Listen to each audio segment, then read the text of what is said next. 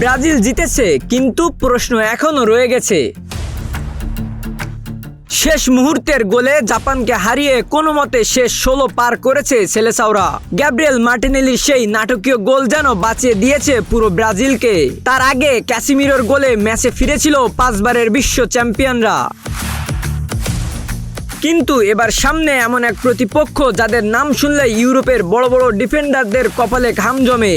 বলছি নরওয়ের কথা, আর তাদের সবচেয়ে বড় অস্ত্র আর্লিং হাল্যান্ড। তবে শুধু হাল্যান্ড নয়, ব্রাজিলের জন্য আরো একটি বড় সতর্কবার্তা লুকিয়ে আছে নিজেদের খেলাতেই। 4 ম্যাচে ব্রাজিল নিয়েছে 60-এর অধিক শট। সংখ্যাটা শুনতে ভালো লাগলেও আক্রমণে এখনো দেখা যায়নি সেই চেনা ব্রাজিলিয়ান আগুন। অনেক সুযোগ তৈরি হলেও গোলের সামনে বারবার থমকে যাচ্ছে আনচেলত্তির দল।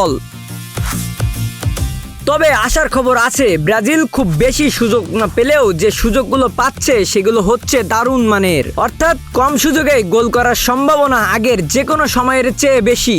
আর মাঝমাঠে একের পর এক জাদু দেখিয়ে যাচ্ছেন ব্রুনো গিমারেজ। ইতোমধ্যেই 4টি অ্যাসিস্ট করে ফেলেছেন তিনি। বিশ্বকাপে এক আসরে ব্রাজিলের হয়ে এর চেয়ে বেশি অ্যাসিস্ট করেছেন কিংবদন্তি পেলে। তবু সবচেয়ে বড় পরীক্ষা এখনো বাকি। কার্লো আনচেলত্তি খুব ভালো করেই জানেন হাল্যান্ডকে একটু জায়গা দিলে তার মূল্য হতে পারে ভয়ঙ্কর। তাই জাপানের বিপক্ষে করা ছোট ছোট ভুলগুলো নরওয়ের বিপক্ষে করলে তার শাস্তি হতে পারে বিশ্বকাপ থেকে বিদায়। অবশ্য ইতিহাস ব্রাজিলের পক্ষে কথা বলছে।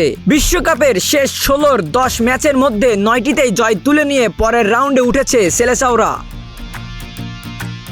এখন প্রশ্ন একটাই, ব্রাজিল কি আবারও ইতিহাসের শক্তিতে ভর করে কোয়ার্টার ফাইনালে উঠবে, নাকি আর্লিং হল্যান্ড লিখবে নতুন এক বিশ্বকাপের গল্প?